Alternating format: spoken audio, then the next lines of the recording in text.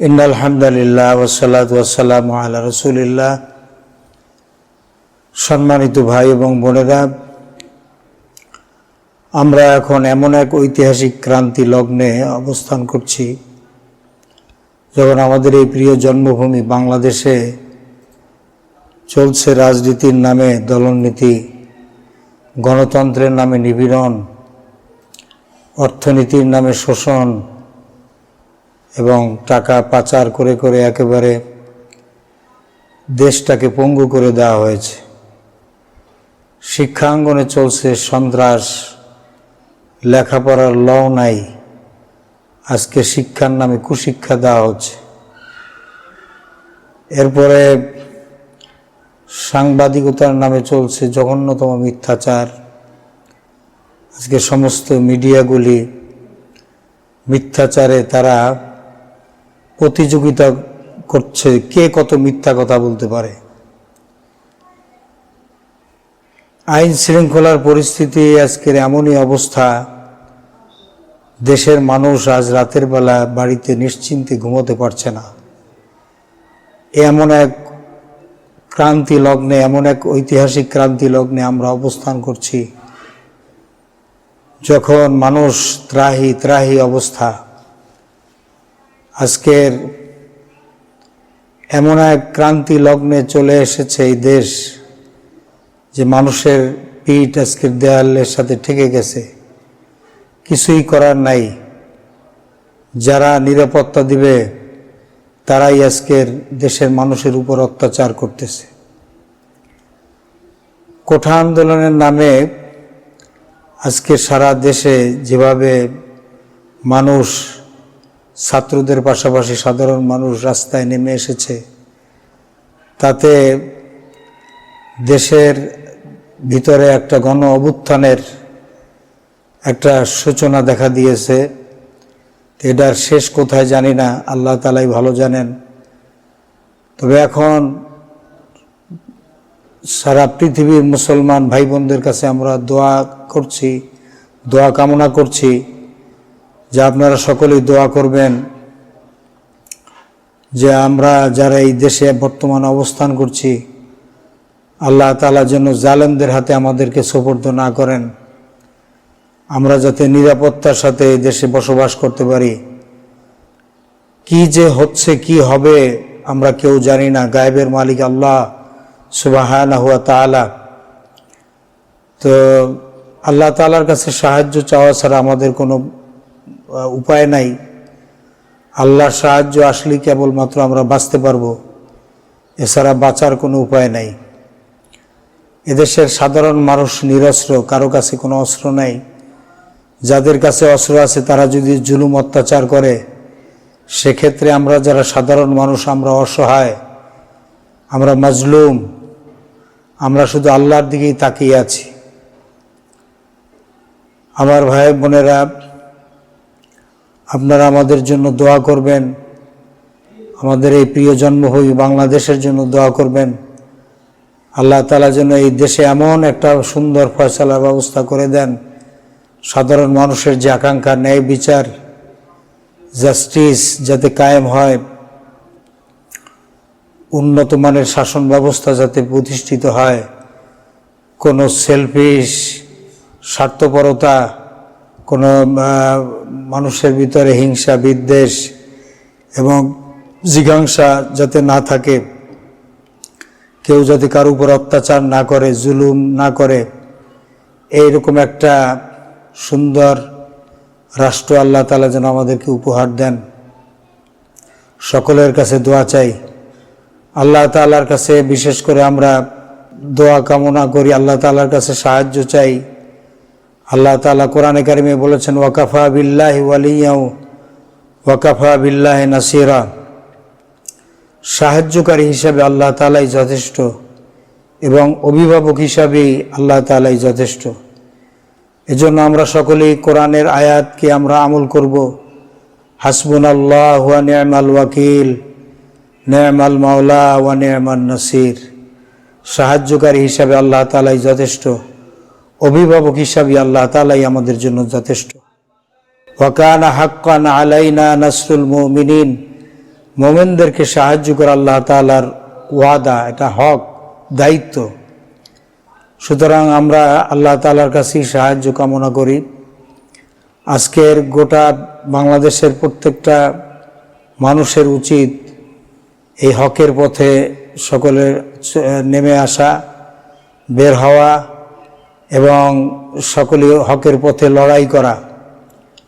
কারণ আল্লাহ তাআলা কোরআনে কারিমে বলেছেন, ওয়াকাতিলুহুম হাত্তা লা তাকুনা ফিতনাতু ওয়া ইয়াকুনা আদ-দীনু কুল্লুহু লিল্লাহ। তোমরা লড়াই করো, সংগ্রাম করো সেই পর্যন্ত না, যতক্ষণ পর্যন্ত ফিতনা, ফাসাদ, সন্ত্রাস, রাষ্ট্রীয় সন্ত্রাস সমূলে মূলোৎপাটিত না হয়, সমূলে ধ্বংস হয়ে না যায়, ততক্ষণ পর্যন্ত তোমরা লড়াই চালিয়ে যাও। আল্লাহ তাআলা আমাদেরকে ধমক দিয়ে বলেছেন, ওয়ামা লাকুম, তোমাদের কি হয়েছে, লা তুকাতিলুনা ফি সাবিলিল্লাহ, তোমরা আল্লাহর রাস্তায় সংগ্রাম করছো না কেন? কি হয়েছে তোমাদের? দেখো না, ওয়াল মুস্তাদাফিনা মিনার রিজাল, পুরুষদের ভিতরে অসহায় যারা নিরস্ত্র মানুষ, আজকের অস্ত্রধারীরা তাদের উপরে জুলুম অত্যাচার করে, অসহায়ের মতো রাতের বেলা ক্র্যাকডাউন করে রাস্তার স্ট্রিট লাইট বন্ধ করে দিয়ে, রাস্তার লাইট বন্ধ করে দিয়ে, তালা ভেঙ্গে এরপরে ঘরের ভিতরে প্রবেশ করে পুরুষদেরকে কিভাবে বিছানা থেকে টেনে হেঁচড়ে বের করে কিভাবে নির্যাতন অত্যাচার চালায়, গুম করে। এটা কি তোমরা চোখে দেখো না? অন্নেসা, নারীরা কিভাবে নির্যাতনের শিকার হচ্ছে, নারীদের ইজ্জত রক্ষা হচ্ছে না, নারীরা হচ্ছে দুর্বল। এবং অল বিলদান, শিশুরা তারা আজকের চিৎকার মেরে কাঁদতেছে। আজকের ঘরের ভিতরে শিশুদেরও নিরাপত্তা নাই, ঘরের ভিতরে বেডরুমে আজকের শিশুরাও বুলেটের আঘাতে মারা যাচ্ছে। তো এগুলা কি তোমরা চোখে দেখো না? কেন তোমরা চুপ করে বসে আছো? আমরা যারা আলেম সমাজ আছি, তো আমাদের উচিত এখন এই হকের পথে, ন্যায়ের পথে লড়াই করা। কিন্তু আমরা বর্তমানে কি দেখতে পাচ্ছি? আলেম, ওলামা, পীর, মাশায়েখ যারা সবাই খানকায় মসজিদে বসে আছি চুপচাপ করে। অথচ আমরা সকলেই আমরা চাই আল্লাহর জমিন, আল্লাহর দ্বীন প্রতিষ্ঠা করার আন্দোলন আমরা করতে চাই, আন্দোলনের কথা বলি, কোরআনের শাসন রাজ প্রতিষ্ঠিত হোক এই কথা আমরা বলি, রাসূলের সম্মান সমুন্নত থাক এটা আমরা বলি। কিন্তু আসলে কি আমরা চাই? আন্তরিকভাবে কি চাই? যদি আমরা চাইতাম তাহলে তো মাঠে ময়দানে আমাদেরকে দেখা যেত। আমাদেরকে মাঠে ময়দানে দেখা যাচ্ছে না কেন? কই দাড়িওয়ালা কয়জন লোক আছে? টুপিওয়ালা কয়জন? জুব্বাওয়ালা কয়জন আজকের মাঠে ময়দানে দেখা যাচ্ছে? দেখা যাচ্ছে না তো। সুতরাং আমরা কোন মুখে, যখন একটা গণ অভ্যুত্থান হয়ে যাবে, নতুন রাষ্ট্র সংস্কার হবে, বিনির্মাণ হবে, তখন যদি আমরা গিয়া দুলা মিয়ার মতো বলি যে আমরা কোরআনের শাসন প্রতিষ্ঠা করতে চাই, আল্লাহর কোরআন দিয়ে সমাজ পরিচালিত এইটা আমরা চাই, তখন কেউ কি আমাদের কথা শুনবে? তখন কি আমাদের এই বলাটা কতটুকু আমাদের যুক্তিযুক্ত হবে, সঠিক হবে? আজকের আমরা কেন ঘুমিয়ে থাকব? কেন আমরা ঘর থেকে বের হচ্ছি না? সিটকারি দিয়া, ল্যাপ মুড়াই দিয়া আজকের আমরা সেই জাজিমের উপরে খুব আরাম করে শুয়ে আছি। আল্লাহ তাআলা বলছেন, কুল লাই ইয়ানফাকুমুল ফিরারু মিনাল মাউতে আওয়াল কতলে, মৃত্যুর ভয়তে অথবা তোমাকে কতল করবে এই ভয়তে যদি চুপ করে ঘরে বসে থাকো, আল্লাহ তাআলা বলছেন লাই ইয়ানফা, কোনো উপকার হবে না, এর দ্বারা কোনো ফায়দা হাসিল হবে না। মৃত্যু যখন আসবে, যেখানেই থাকো ওখানেই মৃত্যু গিয়ে তোমাকে ধরবে।